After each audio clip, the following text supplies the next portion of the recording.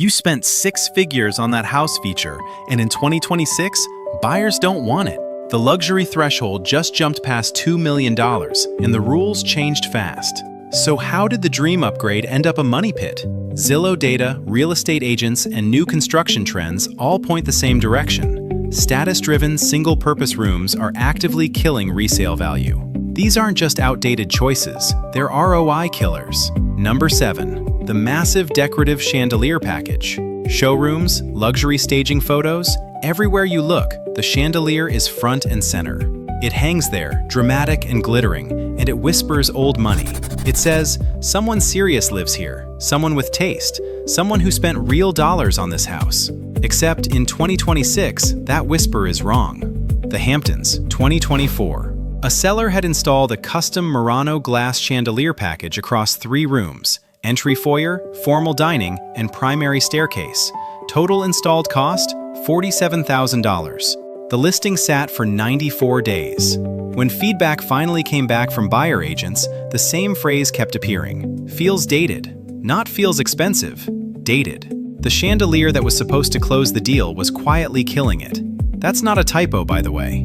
The mechanism here is straightforward. A chandelier is a fixed, single-point light source. It does one thing. It throws light in one pattern, at one intensity, from one position. You cannot dim it softly for a dinner party and then brighten it for a morning coffee without it looking either theatrical or harsh. It has no flexibility. And in 2026, flexibility is everything. What luxury buyers actually want now is layered lighting, concealed cove lighting, recessed LED systems on automated dimmers, integrated smart controls that shift the entire mood of a room with a single voice command or a tap on a phone. Lutron and Savant have turned residential lighting into an experience, and a chandelier, however beautiful, cannot compete with a system that adjusts to sunrise, to dinner, to movie night, and to sleep automatically. The cost comparison is brutal. A decorative chandelier package across a luxury home can run anywhere from $5,000 on the low end to well over $50,000 fully installed, depending on the fixture and the electrician. A smart integrated lighting system with concealed fixtures, automated controls, and layered ambiance runs in a similar range, but delivers exponentially more function, more flexibility, and more long-term appeal to buyers who actually understand what they're looking at. And here's the deeper problem. A chandelier photographs well. It absolutely does. Listing photographers love them. They fill a frame, they catch light, they make a foyer look grand. But the moment a buyer walks through the front door, the conversation shifts from, that looks impressive, to, how do I live in this space? And a buyer who wants hidden, automated, mood-responsive lighting is now looking at a removal and replacement project that could cost another $10,000 to $20,000. Everything was in place. The chandelier just didn't know what everything was building toward. The new luxury lighting standard is invisible. You walk into a well-designed 2026 luxury home and you feel the light before you see it. Warm, layered, controlled. No single dramatic fixture dominating the ceiling. No one focal point demanding your attention. Just atmosphere, dialed in perfectly, responding to you. A chandelier cannot do that. It just hangs there. That $50,000 fixture decision would come back to haunt the seller. But that's getting ahead of the story. Number 6. The built-in home theater that no one uses. Picture the pitch, a dedicated screening room, tiered seating and leather recliners, a 120-inch projection screen, Dolby Atmos surround sound built into the walls and ceiling, blackout curtains, acoustic panels, a popcorn machine in the corner. It sounds extraordinary. It photographs like a 5-star resort amenity. It also sits completely dark 340 days a year. Here's the core problem with a dedicated home theater in 2026. It is a single-use room. One room, one function. And single-use rooms are the enemy of modern luxury design. Buyers in 2026 want every square foot to work harder than the last. They want rooms that shift, adapt, and serve multiple purposes across a single day. A theater cannot do that. The moment the projector is off, that room is dead space. The cost reality is eye-watering. A proper home theater installation, the kind that justifies calling it a theater, runs between $20,000 and $150,000. That range covers acoustic treatment, custom seating, projector and screen, a full AV rack, in-wall speaker systems, and the construction modifications required to make it all work. That's not a flex room. That's a permanent, irreversible commitment to one specific entertainment experience. And here's the mechanism that kills resale. When a buyer who doesn't want a dedicated theater walks into that room, they don't see a bonus, they see a gut job. They're calculating demo costs, subfloor repair, lighting reinstallation, and the time it takes to reconfigure that space into something they'd actually use. A home office, a gym, a flex lounge, a kid's room. The theater becomes a liability line item in their offer. Compare that to a flexible media room. Hidden in-wall or in-ceiling speakers from Sonos or Klipsch. A large format OLED or QLED display that can be concealed behind a motorized panel when not in use. Modular seating that rearranges for game night, for a yoga session, for a work call. That room costs a fraction of a full theater build, and it appeals to every single buyer who walks through the door, not just the subset who wanted a cinema in their house. A seller in Nashville listed a 7-figure property in 2023 with a fully built-out home theater as the headline feature. The room had cost the original owner $85,000. 3 buyers passed specifically because of it. The 4th buyer negotiated a $30,000 reduction to account for the cost of converting it. The theater that was supposed to add value erased it. Hidden speakers, integrated streaming, and modular seating beat a fixed projection setup every time. The data says it, the buyers say it, the offers say it louder than anything else. If number 6 stings, wait until you hear what number 5 is doing to luxury bathrooms nationwide.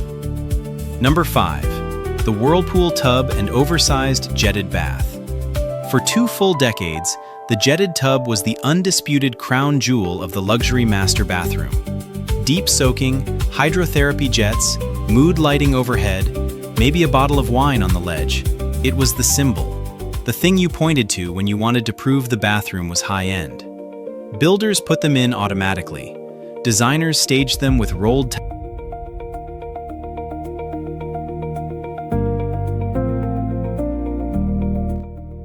Those chandelier and home theater mistakes are 2 of dozens covered in the Home Design Mistake Bible, a complete breakdown of which upgrades destroy resale value and what buyers actually want instead. Towels, the link and QR code are on screen right now. In 2026, back to number 6, buyers see a jetted tub and immediately start doing subtraction math. This is where the story takes a turn nobody expected. The maintenance reality of a jetted tub is genuinely alarming. The jets require regular cleaning, and not the kind where you run a cycle and call it done. Biofilm builds inside the plumbing lines. Mold and bacteria accumulate in the jet housing. If the tub has not been properly maintained, running those jets is not relaxing. It is actively circulating contaminated water around your body. Remediation requires professional cleaning, chemical treatment, and, in severe cases, complete jet replacement. The plumbing that feeds a jetted tub is also a liability. Connections fail, seals degrade, and leaks inside the subfloor are expensive and destructive. Then there's the energy cost. Heating a large jetted tub to a comfortable temperature requires significant energy. If you fill it infrequently, which most people do because life is busy, and a jetted tub is an event, not a routine, you are paying to heat water you rarely use, maintaining plumbing you rarely run, and cleaning jets you barely touch. Buyers know this now. They've read the articles. They've talked to inspectors. When they walk into a luxury bathroom and see a jetted tub, a significant portion of them see a removal project, not a perk. Real estate agents in high-end markets report that jetted tubs are increasingly a negotiating point, not in the seller's favor. Now compare that footprint to what 2026 wellness buyers actually want in that same square footage. A cold plunge unit, a compact infrared or traditional sauna, a steam shower with chromotherapy lighting, and a built-in bench.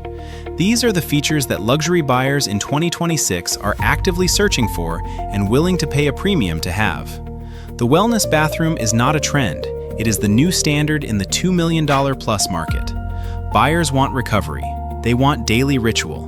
They want a bathroom that functions like a private spa, not a hotel room from 1998. The same floor space that holds an oversized jetted tub can hold a cold plunge and a sauna combination that buyers will pay more for, use more often, and talk about to every person they know.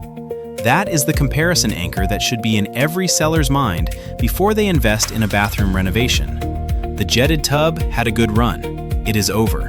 And if you think a bathroom fixture is a painful loss, wait until you see what a wine cellar built for status, not for use, does to a luxury listing. Number 4. The wine cellar built for status, not use.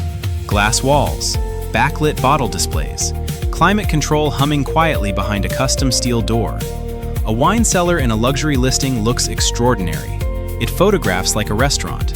It signals sophistication, collection, connoisseurship. It says, the person who built this house takes wine seriously.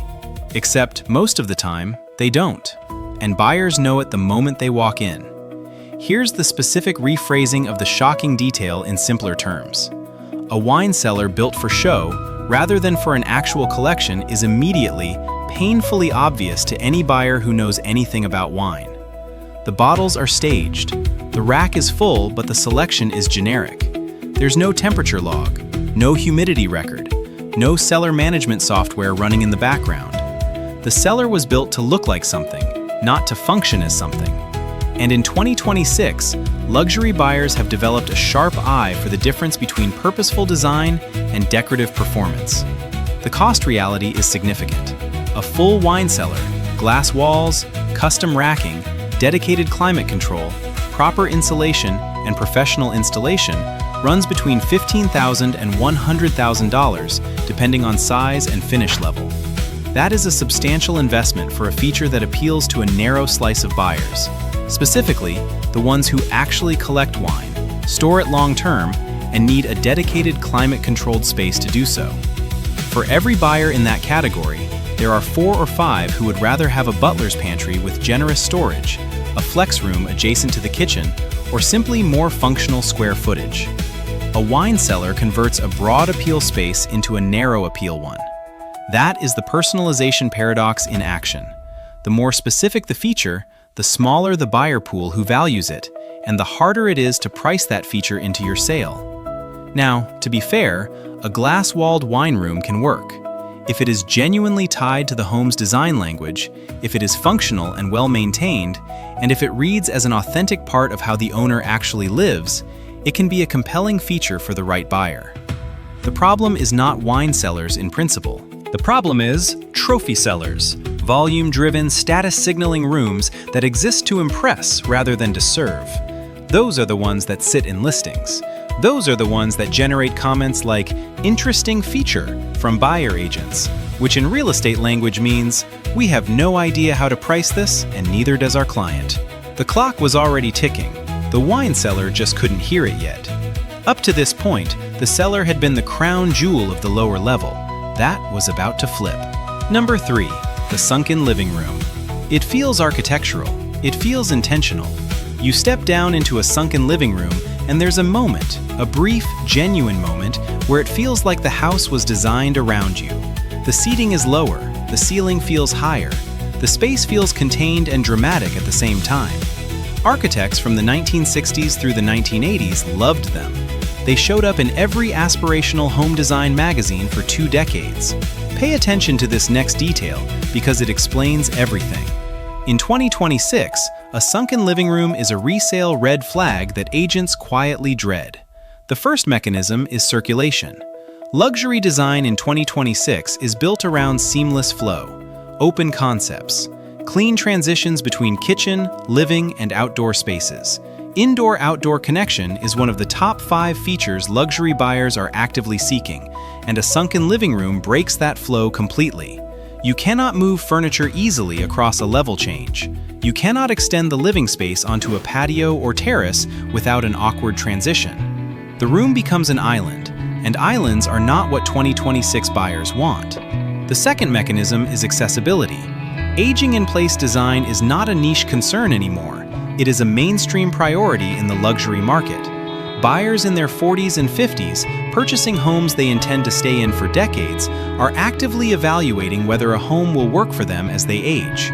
A sunken living room fails that test immediately. It is a trip hazard. It is a mobility barrier. It creates a liability that no amount of beautiful staging can eliminate. The renovation cost to fix a sunken living room is not trivial. Filling and leveling a sunken floor requires structural assessment, concrete or fill work, subfloor installation, and finish flooring on top. Depending on the size of the room and the construction method used originally, that repair runs between $10,000 and $30,000, sometimes more. Buyers see that number. They factor it into their offer, or they walk. A seller in Scottsdale listed a renovated mid-century home in 2024 with the original sunken living room intact. The design was beautiful: original terrazzo, custom built-ins, period-correct furniture. 3 offers came in. All 3 included a credit request for the sunken room. The average credit requested was $14,000. The seller took it because the alternative was relisting and waiting. The sunken living room that was supposed to be a design feature became a negotiating liability. That is the pattern. That is what happens when a feature signals one era's taste in a market that has moved to a completely different set of priorities. Buyers in 2026 do not see a sunken living room and think architectural. They think, what does it cost to fix this? And that mental calculation, that immediate pivot from appreciation to remediation, is the death of any feature's resale value. If number 3 surprised you, number 2 is going to hit closer to home, because this one is in almost every luxury renovation on the market right now. Number 2, the built-in media wall for a TV you can replace. It looks incredible in a listing photo.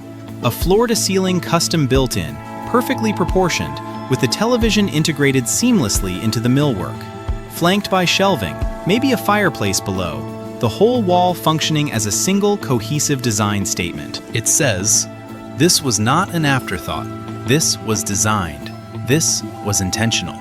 And then the buyer asks, what size is the TV cutout? 75 inches. The builder spec'd it for a 75-inch screen. In 2022, that was generous. In 2026, 85-inch and 98-inch screens are standard in new luxury builds. The cutout is wrong. The proportions are off. The buyer is now looking at a custom millwork modification that will cost $8,000 to $15,000, or they're living with a screen that looks undersized in a frame that was built for it. That is the technology obsolescence problem in physical form, and it is brutal. Here is the mechanism. A built-in media wall is a permanent architectural commitment to a specific technology configuration at a specific moment in time. Television sizes change. Aspect ratios evolve. Projector setups are growing in popularity again among luxury buyers who want a cinema-grade image without a dedicated theater room. Sound bars get replaced by in-wall speaker systems. Streaming devices change form factor. Every single one of those shifts makes a fixed, built-in, slightly more wrong than it was the day before. The removal cost tells the rest of the story. Custom millwork is not modular. You cannot swap out a section of a built-in media wall the way you can swap out a piece of furniture. Removing it means patching walls, repainting, potentially rerunning electrical and low-voltage wiring, and starting the design process from scratch. Contractors in major markets quote $10,000 to $25,000 for full removal and restoration of a built-in media wall. That is the price of someone else's design decision. A clean wall with hidden wiring costs almost nothing by comparison. A single conduit run during construction, or even a retrofit, keeps all options open. The television mounts where the buyer wants it. The size is not constrained by millwork. The technology can update without a renovation. Flexibility has a cost of zero and an appeal that is universal. The 2026 luxury design direction is moving away from rooms dominated by fixed cabinetry and toward concealed technology, integrated appliances, and uncluttered interiors. Smart home integration, hidden speakers from Sonos or Bowers & Wilkins, automated lighting from Lutron, wireless control from Control 4, costs less than a custom media wall build and ages dramatically better. Because those systems update with software, not with sledgehammers. A developer in Miami completed a 12-unit luxury condo project in 2023. Half the units had custom built-in media walls as a standard feature. The other half had clean walls with pre-wired conduit and integrated smart home systems. The The clean wall units sold an average of 42 days faster. Buyers in the built-in units consistently asked about modification costs before making offers. The developer confirmed in a post-sale interview that the built-in media wall would not appear in future projects. The market spoke loudly. And if number 2 is making you reconsider a renovation you were planning, number 1 is going to make you rethink an entire section of your floor plan. Because the number 1 money pit of 2026 is a room that almost every luxury home still has, and almost no one actually uses. Number 1, the oversized formal dining room. A grand formal dining room signals everything luxury real estate used to stand for. Wealth, tradition, the kind of entertaining where you set the table with china that belonged to someone else's grandmother, where you hire a caterer, where the room itself communicates that serious occasions happen here. For generations, the formal dining room was the social anchor of a luxury home. You built the house around it. In 2026, it is the single most penalized room in the luxury market. Most people never heard about this part. Here is the first mechanism. Modern luxury buyers entertain completely differently than the generation that built these rooms. Entertaining in 2026 is casual, kitchen adjacent, and often extends outdoors. It is a long table in an open kitchen with bar seating and sliding doors to a terrace. It is a chef's island where guests gather while food is being prepared. It is an indoor-outdoor flow that makes the distinction between inside and outside irrelevant.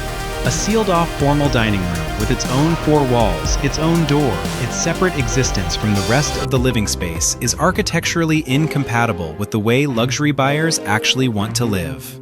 The second mechanism is square footage opportunity cost.